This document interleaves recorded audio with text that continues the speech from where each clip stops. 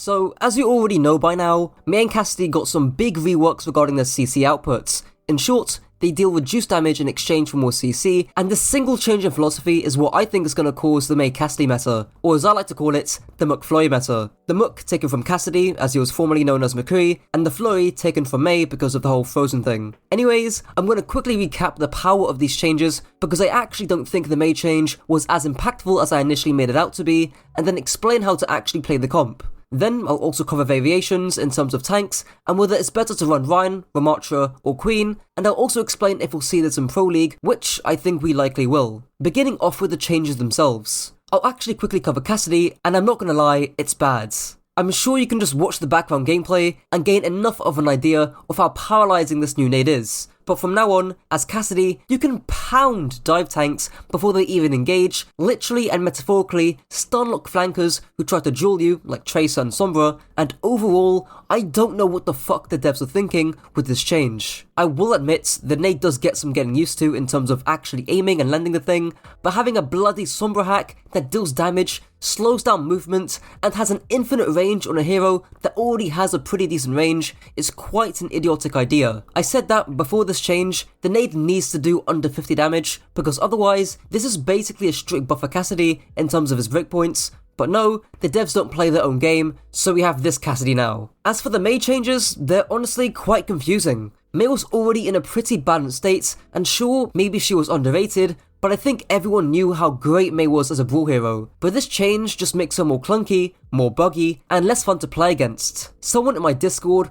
posted a translated set of critiques from a South Korean top 50 Mei one trick, and this is what they have to say. Firstly, the damage reduction from 100 to 55 DPS is just too much.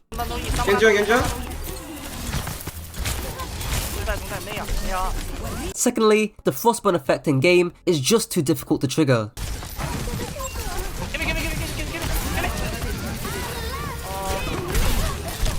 Thirdly, the damage in general is just too low unless you hit ICICLE headshots, which you're not always gonna do.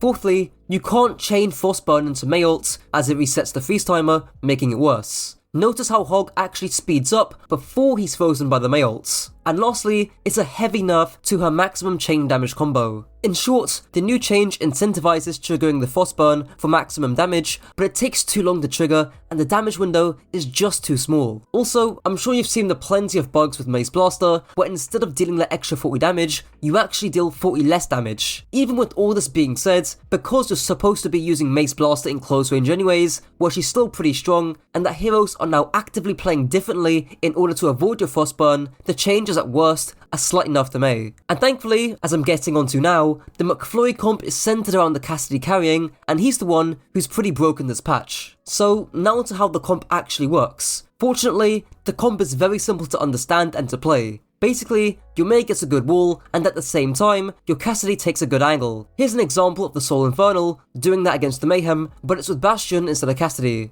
Zest gets a zesty wall into someone, and at the same time, MN3 pops out on the opposite angle, blitzing down someone. Obviously, if you were Cassidy here, you'd be dealing less damage, but you still dish out a lot of pressure onto the Mayhem here. What about more examples specifically with Mei Cassidy? Well, here's one all the way back in 2021 with the Spitfire against the Shock. Sparker sees his Reinhardt, Hardy, going down main, so he decides to soft flank and move to the right. As a result, this does three things. Firstly, Sparker takes less damage because nobody is looking at him. Imagine if he went down main here, he'd get slaughtered alongside Hardy. And secondly, he actually deals more damage because the angle he has is great. He can see the entire teamfight, and as a result, gets a pick off onto Violets. And that leads me on to the third point about timing. Sparker times his pressure just after Hardy goes in, meaning all the eyes are on Hardy and not on Sparker. Coupled with the great wall by Blase, which splits off Glister and Super, and this is a textbook example of how to play the Mei Cass comp.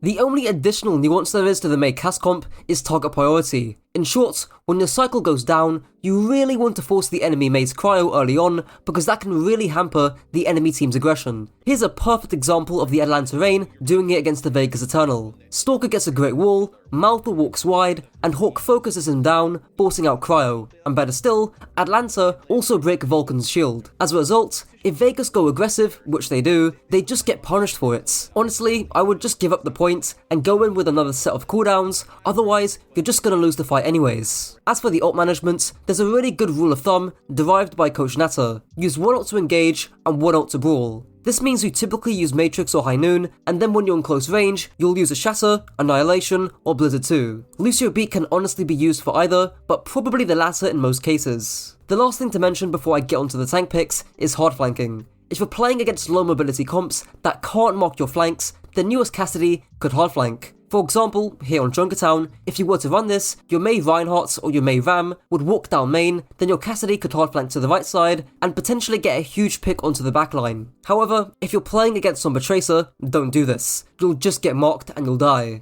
Now, what about the tank picks? Not gonna lie, it's mainly between Ram, Reinhardt and Junker Queen, but I think Ram is the best overall pick. His sustain and damage is just crazy, and Queen can definitely die against a good wall unlike the other two tanks here. The only time I'd see Queen over Reinhardt or Ram is if you're playing into dive, because the knife pullback, a smaller hitbox, and a better ultimate are all more useful. But despite how simple the comp looks, according to Murphy's Law, what can go wrong will go wrong. So what can go wrong? Well, what if you don't get a good Mei wall? Ideally, you just back out. Your power on Mei comes in cycles with your wall, and especially in Mei mirrors, if you don't get a good wall and the enemy Mei does, you're cooked. By backing out, you significantly decrease the chances of this happening. Even in the Overwatch League, you can really tell who doesn't play Mei just by this simple trick. I even mentioned it in my Shanghai Dragons video. The key thing though is that if you don't get a good wall, for whatever reason, you need to back up and play passive because you know the enemy team still have their cooldowns. And this is the first mistake Shanghai, or more specifically Viper, makes. Viper doesn't get a good wall off, so that's an obvious mistake.